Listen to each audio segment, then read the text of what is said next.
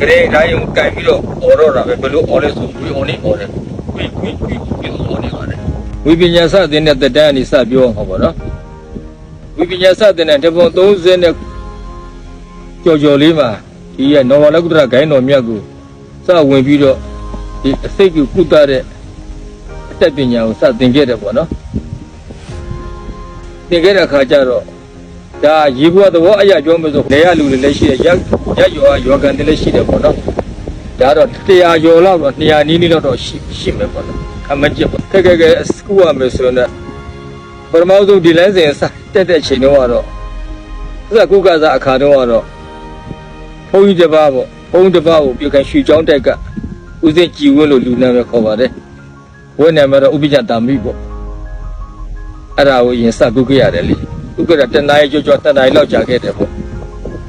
သင်္ကြန်လိုက်ပြီးတော့မှညဘက်မှာကြိုက်သွားတော့ကြောက်ကြီးဆွဲကြတယ်ပြန်တက်လာတယ်ပေါ့အိမ်ကြတော့ကုတဲ့ခါကျတော့တနားရီကြော2နာရီလောက်မှပြန်သွားတော့ကောင်းကပြန်သွားလို့ရတယ်ကောင်းလဲကောင်းသွားတယ်ပေါ့အဲ့ဒါတစ်ချက်ပေါ့နော်ဒါတယောက်ပေါ့ဒါပရမဥစ္စုကုက္ကရဒီလိုက်ရောက်နောက်တစ်ခါကျတော့လေလူအဆင့်ပေါ့တာမညာလေးတွေလည်းပါတယ်ပေါ့နော်ကြိုက်ကြတာပဲကုပြရတာပါပဲအာကြီးခက်ဘယ်မှာတစ်ခါကြုံဘူးလေဆိုတော့သတင်းညိုလိုက်ပြီးကြောဇော်မုံလိုက်ပြီးကြောခံမကျက်လာလို့ရှိမှာပါဟိုကတဝဲပဲဝိုင်းရတဝဲသားတယောက်ရပဲဟိုတော့အချွေရုံရှိမှာဘရော့ပင်ရှိခဲ့တယ်ဒီဘရော့ပင်အောက်ကနေမူဟောက်ကလိုက်တာအဲ့ဒါဆေးရုံမှာအောနေတာပေါ့အောနေတော့ပရမတော့လဲဘဘအနေရတော့လဲဒီမှာဆရာမကြီးဒီဆေးရုံတက်တဲ့အတွက်ကြောင့်သွားဆောင်ပြီးတာပါသွားကြုံတာပေါ့ဘဘလည်းသူတို့ဝင်နေသူတို့ line နဲ့မှာတော့မကုကျင်ပါဘူးသူတို့ခေါ်မှာဆိုလို့တော့မှဒီနေရာမှာရှောင်းနေသေးတယ်သူတို့ဆရာဝန်နဲ့သူကုလိမ့်မယ်ဆိုပြီးတော့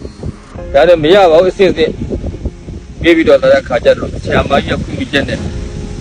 သွားပြီးကုရတာပါတယ်ကုရတာပေါ့နော်ကုတဲ့ခါမှာစိတ်ကျသွားပါတယ်လောလောဆယ်ကြပဲဘဘရဲ့အာယုံထဲမှာကတော့ဒီလူကညာဥရကောင်းတယ်မိုးလေးပဲမကောင်းသေးဘူးတွေ့ရတယ်ပေါ့တွေ့မိတယ်ပေါ့နော်မိုးလေးပဲ3နာရီလောက်ကြာလိုက်ကြအောင်မှန်ပါတယ်ဘဘအိမ်တွေတော့မှတကားလာဖို့တော့တို့တာညာဥနဲ့တော့ဆုံးနေသေးတယ်လာပါဆိုတော့အဲ့ဒါနဲ့ပဲသူတို့ယောက်ျားဆောင်မှာသွားလိုက်ခါခါပရိသတ်တွေပေါ့ဒီမှာပရိသတ်တွေရတောင်းတော်မှာသွားစုနေကြပြီသူတယောက်တည်းကလေးပေါ်မှာလိမ့်နေတာပဲကလေးတိုင်းကိုကင်ပြီးတော့အော်တော့တာပဲဘယ်လိုအော်လဲဆိုဝီအော်နေအော်တယ်ဝီအော်နေပါတယ်အော်တဲ့ကမှာဘဘကြည့်လိုက်တယ်ဒီလူကတော့စိတ်ကတော့အောင်ကြောရောက်တော့ပြီအဲ့ဒါနဲ့ပဲသူကလေးကင်ထားတဲ့လက်ကိုဖြီးပြီးတော့ဆွဲထူပြီးတော့ဘယ်ဘက်လက်ဝါးနေပါပဲအဲ့တော့စပိုးခပီးမိရိုက်ချပေးလိုက်တာအင်းငယ်လေးတို့အော်သွားပြီးထားထိုင်သွားတယ်ပေါ့နောက်တော့ကညာဘက်လက်ဖွားနဲ့သူ့ရဲ့ငယ်လေးမှတက်နေတဲ့အစိတ်ကိုအာယုံပြုပြီးတော့တစ်ချက်ပဲရိုက်ချလိုက်တာအင်းကောင်းသွားပြီးအစိတ်ကအောက်ကျသွားပြီးချင်းမမှရှိတယ်အချင်းမနေတဲ့ဆော့ထုတ်လိုက်တော့ကောင်းသွားတယ်ပေါ့ဆေးကူလိုက်တယ်ပေါ့ဆေးကူတဲ့ဆေးထုတ်ဗမာစုံဆေးပေါ့နော်မွေဆေးပါပဲအဲ့ဒါငယ်လေးကနေထိုးချပေးလိုက်တယ်ဆေးလက်တိုက်ပေးလိုက်တယ်အဲ့ဒါ6နာရီကျော်9နာရီဆိုဆေးရုံနဲ့ဆင်းသွားတယ်ကောင်းသွားတယ်အဲ့ဒါတော့လက်တွေ့တစ်ပိုင်းပေါ့နော်